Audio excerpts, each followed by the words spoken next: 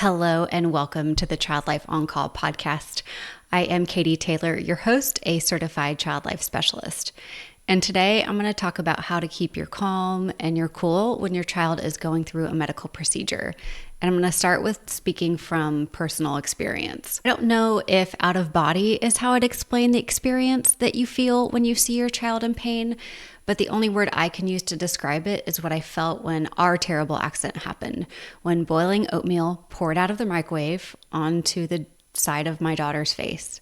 The only thing I felt was panic, sheer panic. I used my hand to remove as much of the oatmeal as fast as possible, grabbed a paper towel, wet it under the faucet, and removed the rest of the oatmeal as fast as I could. But as the oatmeal came off, so did the skin and the side of her face. It was hard to compute what was actually happening, and I want to tell you that I calmly handled the situation. But I didn't. I panicked. I started immediately crying in front of my kids. I picked up the phone to call my neighbor, who's a pediatric ER nurse, and begged her to come over.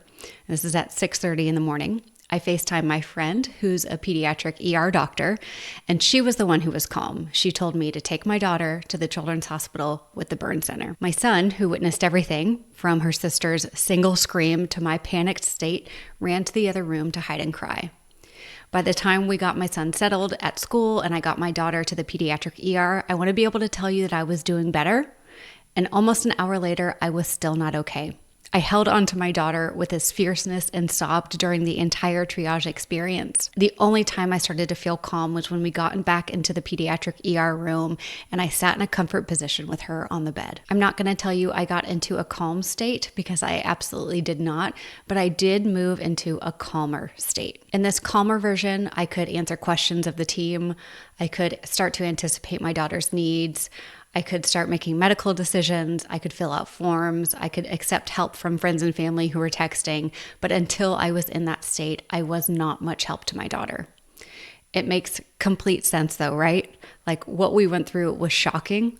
I was picturing the next 60 years of her life moving through my head like a bad preview of a movie without a good outcome. I was seeing the worst case scenario on the whole drive to the hospital. I tell you this story not to make you feel badly for me or for my family because we got through it, but I want to normalize the panicked feeling that you have when you see your child in pain. It's shocking and it physiologically feels like panic inside of you. I saw it in myself during our experience, and I've seen it in other parents when I've supported their families in the hospital. Your child is in pain, and you have the initial physiological response that feels like a wash of panic, and this is an intense primal desire to get your child to safety. What happens, though, when pain is a part of the process to get your child to safety, and how can we cope as parents? That's exactly why I'm using today's episode as a guide to manage your own emotions and your calm when you see your child going through something that's difficult or painful, like a medical procedure. When discomfort, unknown, and pain are an inevitable part of the story to get your child to safety. My first recommendation is to get empowered as soon as possible with information. Get knowledge and understanding of what's happening. Medical procedures are frequently done through specific protocols.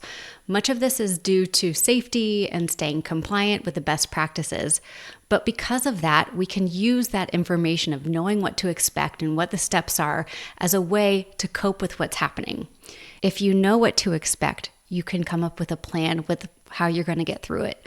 But if you don't know what to expect or you aren't able to anticipate what's coming next, how are you supposed to help yourself get through it, much less your child?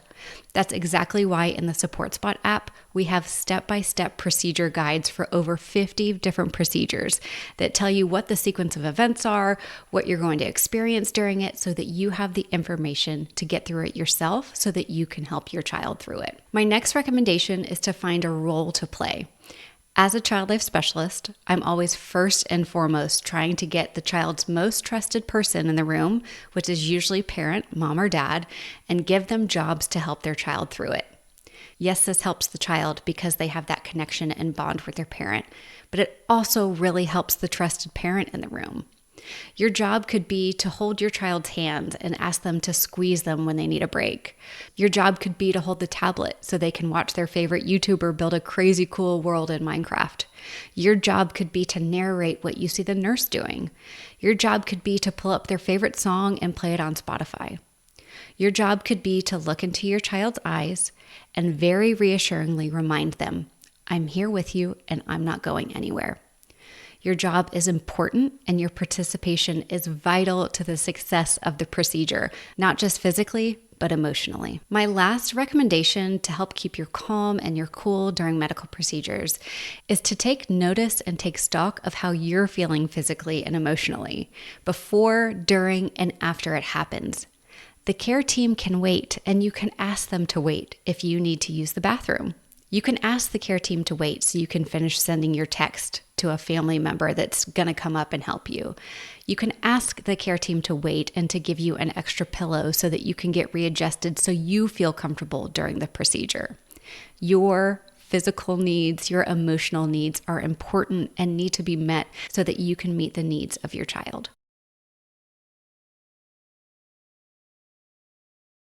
As we wrap up today's episode, I want to leave you with this. It is okay and very normal to feel panicked when you see your child in pain. That primal response that I felt too is so natural. It's literally love in action, an instinct to protect.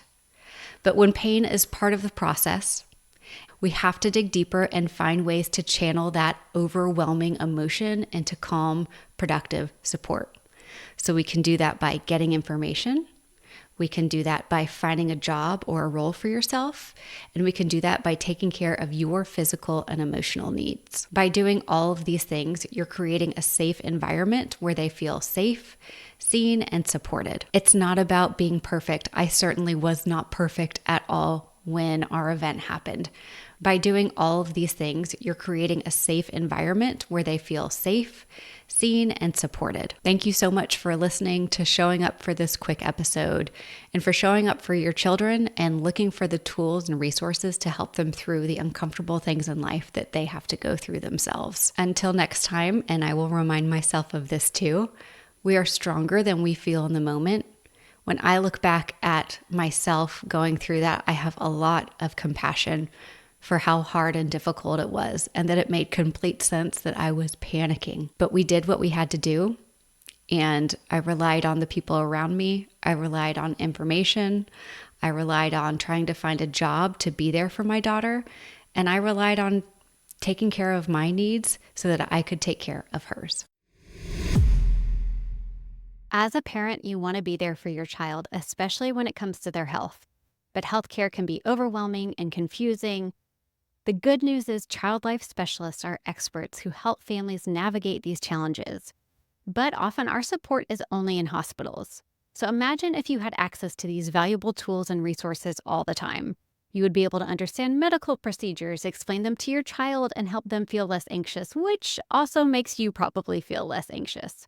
So when your child visits the doctor, has surgery, or has a medical procedure, having the right information and support can make all the difference. You, the parent, can be prepared to answer their questions, calm their fears, and advocate for their needs. Child Life Specialist tools are ready to be in your hands right now through our app Support Spot. All you have to do is go to the iOS or Android store, type in Support Spot. We are giving all of our listeners on this podcast access to the app for just $19.99 for an entire year. You are going to have, I'm not kidding, 7 years worth of resources and support and information that we have been building at Child Life on Call at your fingertips. With these tools in your pocket, you can transform the way your family experiences medical care. Parents, you deserve to be informed and feel confident in your child's healthcare journey. And by having access to Support Spot, you can ensure that your child feels supported and understood no matter what medical challenges come your way. Head to the link in the show notes or go to your app store, type in Support Spot to download it today. Thank you all so much for listening to Child Life on Call. If you head to our website, childlifeoncall.com, you're going to find all sorts of stuff there for parents, professionals, healthcare providers, child life specialists, no matter who you are. Actually, when you just go to our homepage, it'll help you direct to exactly where you need to go. On that, you'll find opportunities and PDUs for child life specialists. Parents, we've got a starter kit for you. And clinicians, we even have a clinician course, which teaches you how to be a confident and capable caregiver in pediatrics. We're so grateful that you're here. Please DM us on Instagram. And like I mentioned, when you rate and review this podcast, it helps other families be able to find us. So let's keep doing that. And I will see you again here next week.